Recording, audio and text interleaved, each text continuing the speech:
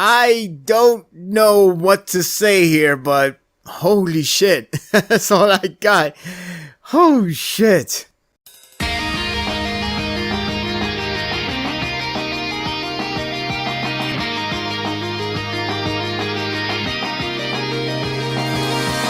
The change of atmosphere can change at a blink of an eye. The last chapter was a great mix of fun and action.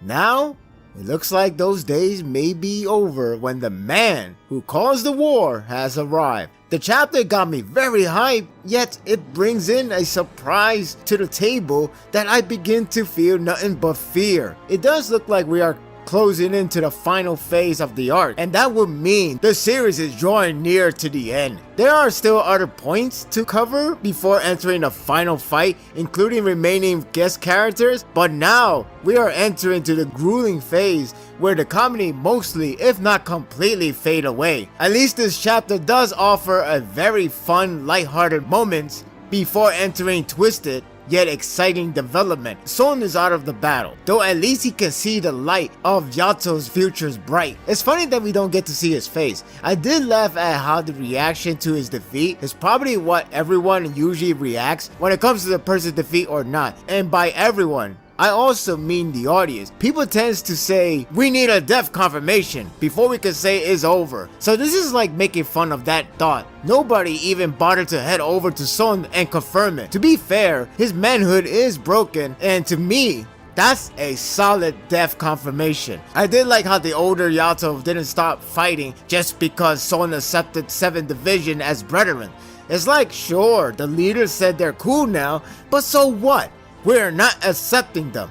Because of that, the action resumes and there's plenty of fun stuff that happens. The scene with Kamui and Kagura is a good mix of charm and funny. In the midst of the ongoing battle with Yato, they decide to fight against each other. Truly, their nature is to battle forever. Once Gintoki and others arrive to the scene, this brings out a really funny moment with a shot fired to the trope. First of all, in my last review, I said that it would be nice to recall back to Sogo vs Kamui, and Sorochi hasn't forgotten that. I don't know why, but it almost feels like Sorochi knows about me and series of death flags galore. So in here, it's all about rematch flags, and it's true. Kamui has a lot of enemies for round 2. It's funnier that Gintoki and Sogo want to call dibs on that rematch, even though we have one battle in the background happening. I really like that fourth wall joke on Ichigo 100% reference, including the voice work. I wouldn't get the real joke until I read the translation though, and now it's pretty funny. Kamui makes it awesome when he deliberately thrashed the trope of a harem protagonist. Instead of being undeveloped, completely oblivious, and anything that frustrates the audience, he takes the matter by his own hand and just eliminates the heroines. Granted, that's extreme to kill them off, but he has a badass aura that excuses the killing intent. The action is fun to watch. Kamui throws Gintoki's sword right at him while knocking down some Yato along the way. It almost feels like we are getting a rematch clause. Instead, they just troll them and start beating the crap out of them. It's such a fun chemistry between those two.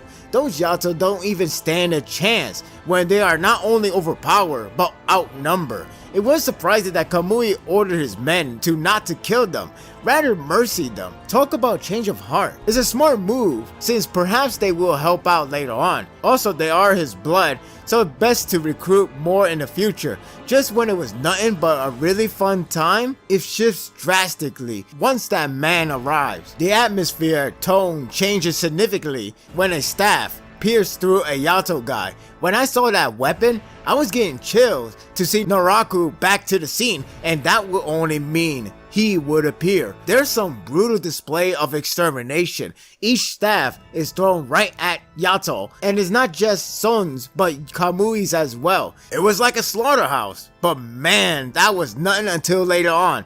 As expected, Usuro makes his entrance and delivers a bone-chilling sinister speech. I can't do it justice here, but it's the way on how he described the war in a nutshell that makes you feel nothing but nervous that he's about to unleash carnage to everyone. Hell, the mere presence of his in the same area as Gintoki got me shaking. It doesn't help that while he is speaking, we see others such as Kondo, Tsukuyo, and others fighting elsewhere like they have no idea what's about to happen.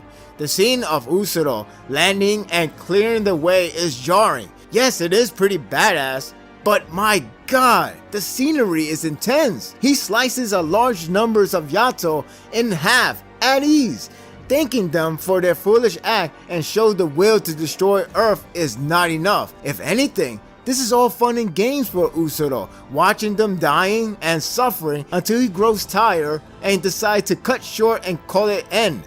I got chills again. The presentation helps a lot to make the menacing feel of Usuro. As the first half is filled with fun action and funny routine, the latter half is filled with dark and intensity. His speech is dark and nerve-wracking. I got chills just by remembering on what he said. The visual also helps a lot as well. Watching him walking down with the background of deaths and blood still spilling out is tense. That includes with Naraku waking back up after bloodbath. When it comes to completely scared me, it's all due to the cliffhanger. If anyone wonders why no harm to Earth in the first place, Usuro is already aware of it, but he has something in mind. I can't say what it is exactly, but it definitely involves with Altana. He tops his speech with the end that makes it seem like he's having a time of his life with everyone. Seriously, win or lose, he wins. My main concern is that Kondo was right under the blast, and there are multiple of them. I don't know if I should expect him to get another scar, or lose a limb, or worse. But this is definitely not what I expected. What a huge turn to the arc, and certainly an exciting one. It is worrisome on what will happen to this fight. I doubt it's the last one just yet. It's going to be carnage, whether the fight is happening next or not. The final despair is here, and the countdown to the grand finale has begun. I'm giving this chapter a 9. Certainly a chapter I did not expect to happen. Hell, I probably didn't expect that to ever happen like this way. But it was great because the way how Usuro certified himself as the final villain and just come up with that speech. Yeah, I know it's scary as hell, but that's the point. You gotta put yourself into the top level, and he does it so well. What are your thoughts of this chapter? Are you afraid something bad has happened to Kondo? I hope he doesn't lose anything. I hope he doesn't get another scar. I hope he doesn't die. But you never know, because right now we're probably in the moment that people will start dying, people will start losing limbs, whatever happens to them. Anything goes, and we know what happens in the last couple of arcs. I'm just waiting for the remaining guest characters as well as Umubozo. Hopefully he shows up very soon, because now things are getting intense. And that will do it for the review. I hope you enjoyed this one.